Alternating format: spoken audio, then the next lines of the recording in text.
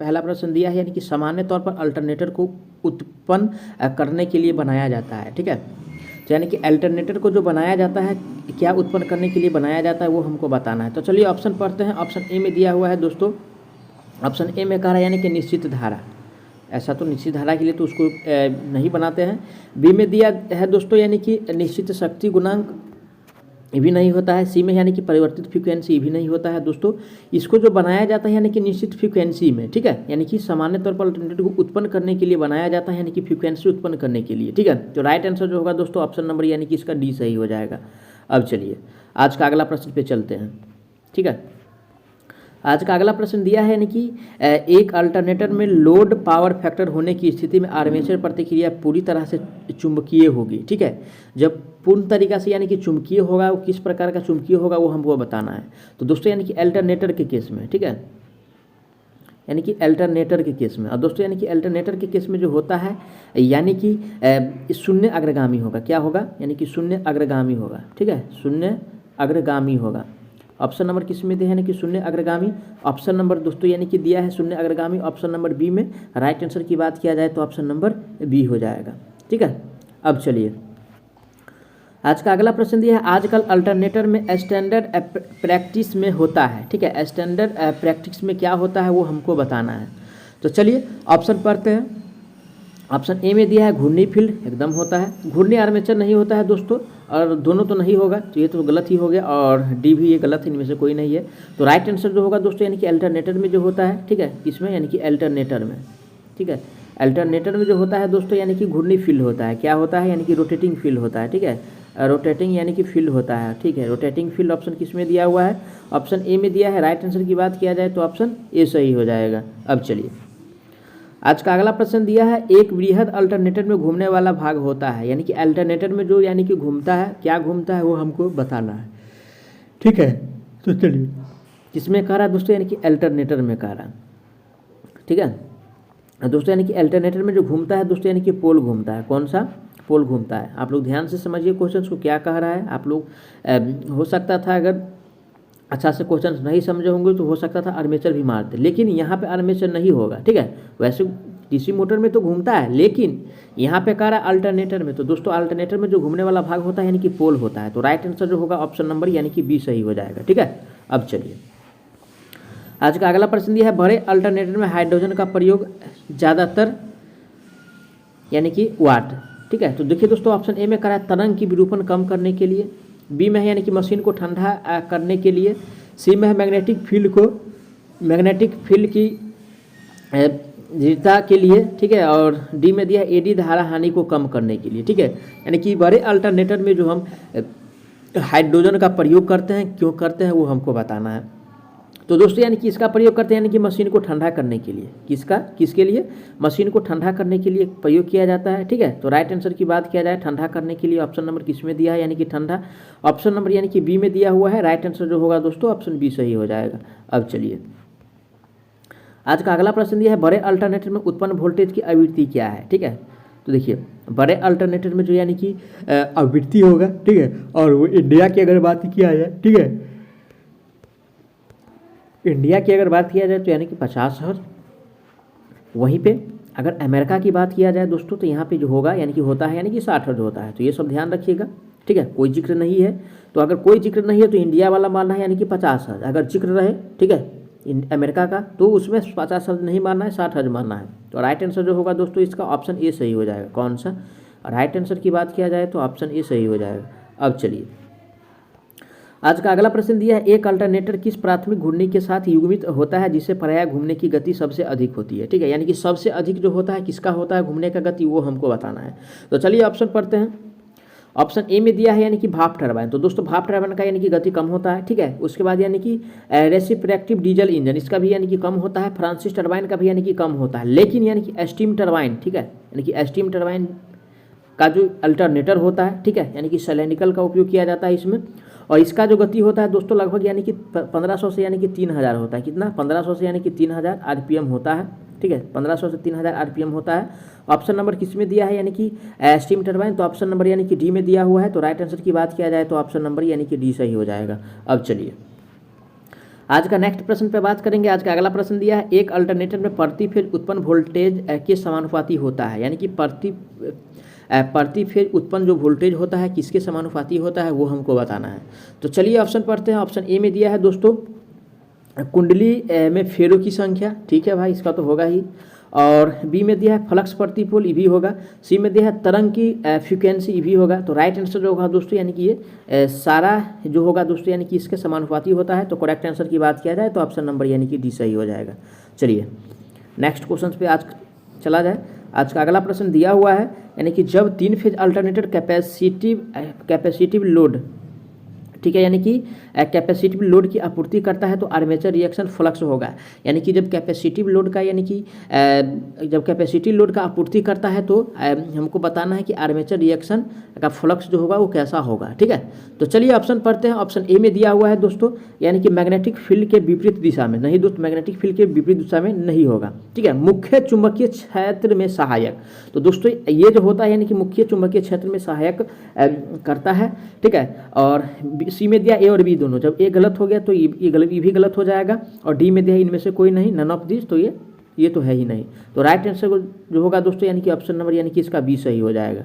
अब चलिए आज का अगला प्रश्न दिया हुआ है, यानी कि 4/5 की एक यानी कि भिन्नात्मक पिच का उपयोग करके एक अल्टरनेटर में कौन सा हार्मोनिक पूरी तरह से समाप्त हो जाएगा। देखिए दोस्तों यहाँ पे समझिए क्या दिया हुआ है, 4/5, ठीक है।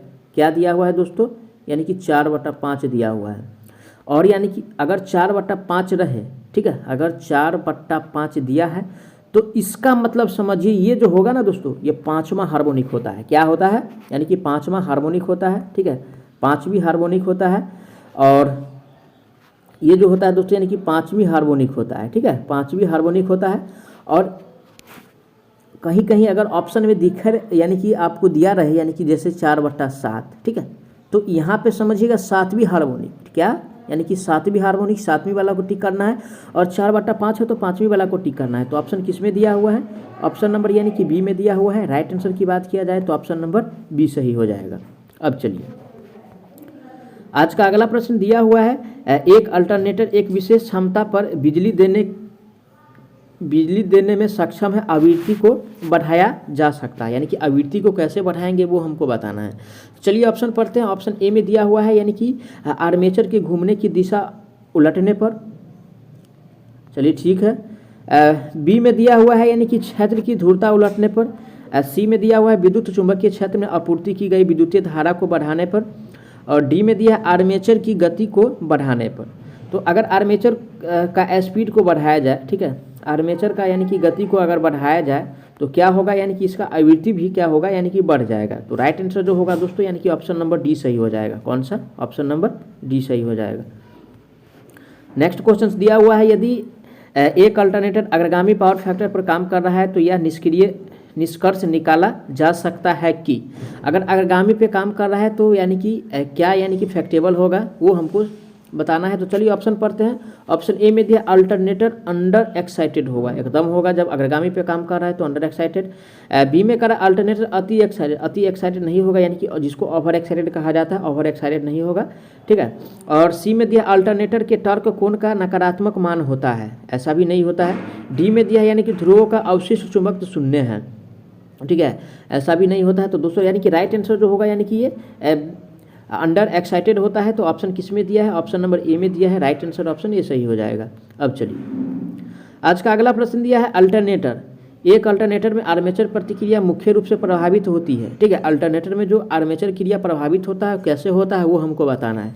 तो चलिए ऑप्शन पढ़ते हैं। ऑप्शन ए में दिया भार का पावर फैक्टर, ठीक है भाई। बी में दिया यानी कि शॉर्ट सर्किट अनुपात, नहीं, इससे तो कोई प्रभावित नहीं होगा, ठीक है। सी में दिया है यानी कि अल्टरनेटर की गति, इससे भी कोई नहीं होगा। और डी में दिया है यानी कि कुल प्रयुक्त धारा, इससे भी नहीं होगा। तो राइट आंसर जो होगा दोस्तों यानी कि भार का पावर फैक्टर से, ठीक है। तो करेक्ट आंसर ऑप्शन इसका ए सही हो जाएगा। अब चलिए आज का नेक्स्ट प्रश्न पे चलते हैं। आज का नेक्स्ट प्रश्न दिया हुआ है, दिए गए आउटपुट के लिए यानी कि स्टीम टर्बो अल्टरनेटर पानी टरबाइन अल्टरनेटर की तुलना में छोटे होते हैं, क्यों छोटा होता है वो हमको बताना है। चलिए ऑप्शन पढ़ते हैं। ऑप्शन ए में दिया है यानी कि वाष्प टर्बो अल्टरनेटर छोटी क्षमताओं के साथ निर्मित होते हैं, नहीं भाई, ये तो हटाइए इसको। बी में दिया है वास्प टर्बो अल्टरनेटर में लंबे रोटर होते हैं, ऐसा भी नहीं होता है। सी में दिया है टर्बो अल्टरनेटर उच्च गति पर चलते हैं। तो दोस्तों यानी कि राइट आंसर जो होगा यही होगा, क्योंकि टर्बो अल्टरनेटर को हाई स्पीड पे चलाया जाता है। तो करेक्ट आंसर जो होगा दोस्तों यानी कि ऑप्शन नंबर यानी कि सी सही हो जाएगा। कौन सा? ऑप्शन नंबर यानी कि सी सही हो जाएगा। राइट आंसर ऑप्शन सी हो जाएगा। अब चलिए आज का अगला प्रश्न दिया है यानी कि कौन सा अल्टरनेटर की रेटिंग है, किसका पूछ रहा है? अल्टरनेटर का पूछ रहा है, ठीक है। और अल्टरनेटर का यानी कि रेटिंग बताना है। तो दोस्तों अल्टरनेटर का रेटिंग जो होता है यानी कि केवीए होता है। क्या होता है? केवीए होता है, किलो वोल्ट एम्पियर होता है। ऑप्शन किस में दिया है? केवीए। ऑप्शन नंबर यानी कि सी में दिया हुआ है। राइट आंसर की बात किया जाए तो ऑप्शन नंबर सी हो जाएगा।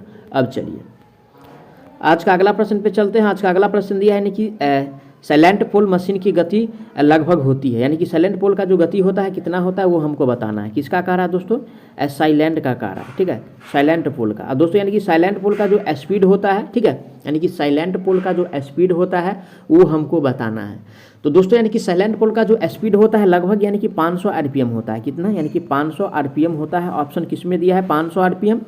ऑप्शन नंबर यानी कि ए में दिया है 500 आरपीएम। राइट आंसर की बात किया जाए तो ऑप्शन नंबर यानी कि ए सही हो जाएगा। अब चलिए आज का अगला प्रश्न दिया है, जहां एक अल्टरनेटर का टर्मिनल वोल्टेज लोड के गिरने पर गिरता है, यह इंगित करता है कि लोड विरुद्ध रूप से है, यानी कि लोड जो है यानी कि किस प्रकार का है वो हमको बताना है। तो चलिए ऑप्शन पढ़ते हैं। ऑप्शन ए में दिया है प्रतिरोधी, बी में दिया है धारितीय है, सी में दिया है प्रेरकीय है। तो दोस्तों ये जो होता है यानी कि इंडक्टिव में, किस में?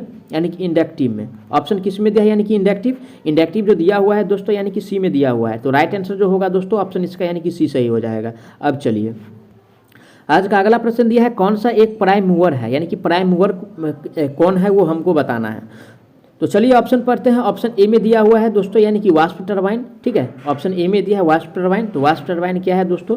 ठीक है, यानी कि स्टीम जिसको टरबाइन बोला जाता है, स्टीम टरबाइन दोस्तों ये क्या है? ये एक प्रकार का यानी कि प्राइम मूवर है। क्या है? प्राइम मूवर है। तो राइट आंसर जो होगा दोस्तों यानी कि वाष्प टरबाइन सही हो जाएगा। इसका ऑप्शन नंबर ए में दिया है। करेक्ट आंसर की बात किया जाए तो ऑप्शन ए सही हो जाएगा। अब चलिए आज का अगला प्रश्न दिया है, बड़े जनयंत्र में डैम्पर्स यानी कि डैम्पर्स का जो उपयोग करते हैं, क्यों करते हैं वो हमको बताना है।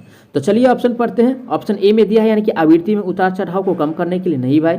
बी में दिया है वोल्टेज को उतार चढ़ाव को कम करने के लिए, नहीं भाई। और सी में दिया है यानी कि अस्थायित्व को बढ़ाने के लिए। तो राइट आंसर जो होगा यानी कि अस्थायित्व को बढ़ाने के लिए यानी कि डैम्पर्स का उपयोग किया जाता है। तो करेक्ट आंसर जो होगा यानी कि ऑप्शन नंबर यानी कि सी सही हो जाएगा। कौन सा? Option number right answer on this question. अब चलिए आज का अगला प्रश्न दिया हुआ है अल्टरनेटर का रेगुलेशन, ठीक है, यानी कि अल्टरनेटर का जो रेगुलेशन होता है वो हमको बताना है कि अल्टरनेटर का रेगुलेशन किस प्रकार का होता है। तो चलिए ऑप्शन पढ़ते हैं। ऑप्शन ए में दिया हुआ है टर्मिनल वोल्टेज में वृद्धि जब भार को हटा दिया जाता है, तो एकदम होगा भाई। बी में कह रहा है यानी कि अल्टरनेटर लोड होने पर टर्मिनल वोल्टेज में कमी। सी में दिया हुआ है दोस्तों अधिकतम और न्यूनतम उत्तेजना की स्थिति के तहत टर्मिनल वोल्टेज की भिन्नता, तो ऐसा तो नहीं होता है, ठीक है। डी में दिया है मोटर को चार्ज लैगिंग पावर फैक्टर से यानी कि लीडिंग पावर फैक्टर तक, ऐसा भी नहीं होता है। तो राइट आंसर जो होगा दोस्तों यानी कि ऑप्शन ए सही हो जाएगा। कौन सा? वेस्ट आंसर की बात किया जाए तो ऑप्शन नंबर ए सही हो जाएगा। अब चलिए आज का अगला प्रश्न पे चलते हैं। आज का अगला प्रश्न दिया हुआ है, आप देख सकते हैं स्क्रीन पे, यानी कि 4 पोल 60 हर्ट्ज तुल्यकालिक मशीन की गति क्या होगा। तो चलिए सबसे पहले क्या यानी कि हमको यानी कि एनएस निकालना है, ठीक है। तो दोस्तों एनएस बराबर जो फॉर्मूला होता है यानी कि 120 और गुना में यानी कि एफ और बट्टा में यानी कि पी होता है। तो चलिए एनएस यानी कि 120 बराबर में फ्रीक्वेंसी कितना लेना है? 60 हर्ट्ज लेना है। देखिए वहाँ पे शो है। और पोल की संख्या कितना है? तो 4 है। इसको काटिएगा तो कितना हो जाएगा? यानी कि 4 तिया 12, ठीक है, यानी कि 30 हो जाएगा। 30 को 60 से गुना करने पर कितना मिलता है? यानी कि 1800 मिलता है, ठीक है। 1800 आरपीएम हो जाएगा। ऑप्शन नंबर किस में दिया? 1800 आरपीएम। तो ऑप्शन नंबर ए में दिया 1800 आरपीएम। राइट आंसर की बात किया जाए दोस्तों तो ऑप्शन नंबर ए सही हो जाएगा। इस प्रकार का छोटा छोटा न्यूमेरिकल आपको हर शिफ्ट में देखने को मिलेगा, तो अच्छा से रिवाइज कर लीजिएगा छोटा छोटा न्यूमेरिकल को, ठीक है। चलिए आज का अगला प्रश्न पे चलते हैं। आज का अगला प्रश्न दिया है यानी कि पी पोल वाले तुल्यकालिक मशीन का आरपीएम में गति दिखाया जाता है। तो दोस्तों यानी कि गति जो दिखाया जाता है एनएस बराबर में, ठीक है, यानी कि 120 और ऊपर में यानी कि फ्रीक्वेंसी और नीचे में यानी कि पोल, ठीक है, इस तरीका से यानी कि इसको दिखाया जाता है। तो राइट आंसर इसमें ऐसा जो दिया हुआ है किस में दिया है? कौन सा ऑप्शन में? तो ऑप्शन नंबर ए में दिया हुआ है, ठीक है। ऑप्शन नंबर ए में दिया हुआ है। राइट आंसर की बात किया जाए तो ऑप्शन नंबर यानी कि ए सही हो जाएगा। अब चलिए आज का अगला प्रश्न दिया है, यानी कि एक उत्तेजक होता है, यानी कि उत्तेजक क्या होता है वो हमको बताना है, यानी कि एक्साइटर क्या प्रदान करता है वो हमको बताना है। ठीक है, एक्साइटर क्या होता है वो हमको बताना है। क्वेश्चन दोस्तों आप लोग क्वेश्चंस को ध्यान से समझिए, कोई भी प्रकार का किसी क्वेश्चंस में डाउट अगर होता है तो कमेंट जरूर कीजिएगा। तो दोस्तों यानी कि एक्साइटर कह रहा है, ठीक है, एक्साइटर कह रहा, और एक्साइटर जो होता है दोस्तों यानी कि डीसी होता है। ठीक है, यानी कि डीसी जनरेटर होता है। ठीक है, डीसी जनरेटर होता है। ऑप्शन किस में दिया है? ऑप्शन नंबर ए में दिया है। राइट आंसर ऑप्शन ए हो जाएगा। मैं आशा करता हूं दोस्तों आप लोग सारा प्रश्न को अच्छा से समझे होंगे। अगर कोई भी प्रश्न में किसी प्रकार का डाउट है तो उसके लिए कमेंट जरूर कीजिएगा, आपको जवाब बहुत जल्द मिलने वाला है। साथ ही साथ अगर नए हैं तो इस चैनल को जरूर सब्सक्राइब कर लीजिए।